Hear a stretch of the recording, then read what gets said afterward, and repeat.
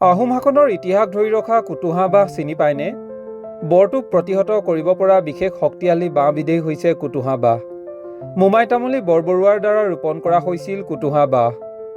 সংৰক্ষণৰ অভাৱত অস্তিত্বৰ সংকটত এই কুটুহা বাঁহ।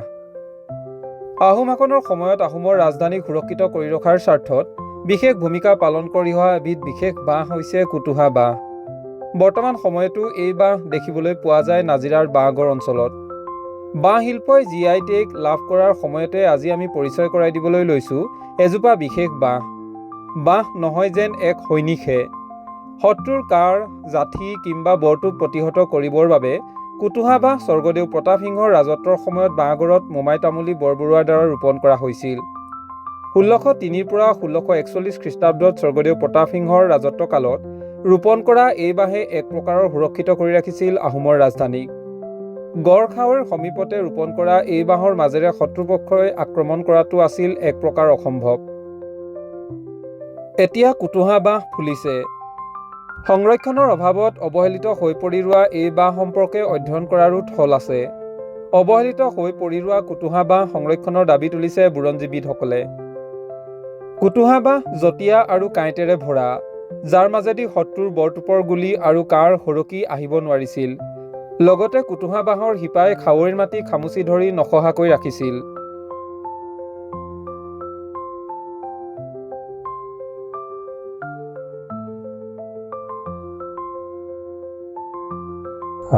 আচলতে কি স্বৰ্গদেউ প্ৰতাপ সিংহৰ দিনতে এই গড় নিৰ্মাণ হৈছিলে আৰু তাৰ কাষতে এই কুটুহা বাঁহবিলাক তেখেতে তেতিয়া ৰুই দিছিলে। ইয়াৰ কাৰণটো হৈছে কি, এই বাঁহৰ মাজেদি বাঁহবিলাকৰ সাধাৰণতে খুব কাঁইট থাকে আৰু বৃহৎ আকাৰ লয়। তাৰ মাজেদি শত্ৰুপক্ষই যাতে এই আমাৰ ৰাজধানীৰ মাজলৈ আহিব নোৱাৰে, তাৰ কাৰণে এই বাঁহবিলাক ৰোপণ কৰি দিছিলে।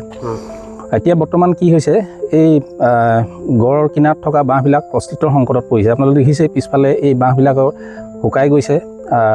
তো বৰ্তমান এই ক্ষেত্ৰত বিভাগীয় কৰ্তৃপক্ষই যদি ব্যৱস্থা লয়, এই বাঁহখিনি সংৰক্ষণৰ ব্যৱস্থা কৰে, তেতিয়া এই বাঁহখিনি আমাৰ যিহেতু আগৰ পৰাই এটা সুৰক্ষাৰ দিশত আমাক যথেষ্ট মানে প্ৰদান কৰি আহিছিলে। বৰ্তমান আমি ইয়াক সংৰক্ষণ কৰি ৰাখিলে আমাৰ পিছৰ প্ৰজন্মই ইয়াত দেখিবলৈ পাব এই ঐতিহাসিক বাঁহবিলাক। এই কুটুহা বাঁহৰ ইতিহাস আছে। কুটুহা বাঁহে এটা সময়ত শত্ৰুপক্ষৰ পৰা ৰাজধানীখনক নিৰাপত্তাত যথেষ্ট অৰিহণা আগবঢ়াইছিল। এই কুটুহা বাঁহ আপুনি চাওক ইমান জঁটিয়া, ইয়াৰ মাজেদি শত্ৰুৰ বৰটোপৰ গুলী, কাঁড়, জাঠি যিয়ে নহওক সৰকি আহিব নোৱাৰিছিল। আৰু এইপিনে আপোনাৰ গড়টো এইপাৰে আমাৰ চিপাহী চন্তৰি থাকে আৰু ইফালে গড়টো ইফালে বহিৰাজ্যৰ শত্ৰুৰ পৰা যাতে আক্ৰমণ কৰিব নোৱাৰে, গড়টোৱে বহুত নিৰাপত্তা দিছিল। আৰু কিন্তু দুখৰ বিষয় যে আজিৰ তাৰিখত চব ইয়াত থকা বাঁহগড়ত থকা কুটুহা বাঁহবোৰ ফুলি নষ্ট হৈ গৈছে। এইবিলাক মই ভাবোঁ যে সংৰক্ষণ আৰু সৌন্দৰ্যবৰ্ধন কৰিব লাগে আৰু ইয়াৰ ওপৰত বিশেষভাৱে গৱেষণা বা আলোচনা হ'ব লাগে। আলোচনা হৈ নৱপ্ৰজন্মক এই বিষয়ে অলপ অৱগত কৰিব লাগে যে এই বাঁহবিলাক কি, এই বাঁহৰ গুৰুত্ব কি আছিল এটা সময়ত।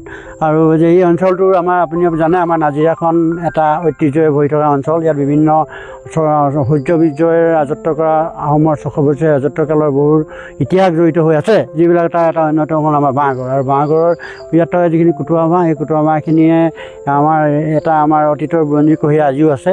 আৰু ইয়াত চাওক গড়খাৱৈটো ইমানেই দ আছিল যে ইয়াত হাতীয়ে মাৰোঁতে ঠাৱনি নাপাইছিল, কাৰণ কোনো শত্ৰু মানে হাতীয়ে হয়তো এইপিনে ভিতৰৰ পাকলৈ আহিবই নোৱাৰিছিল।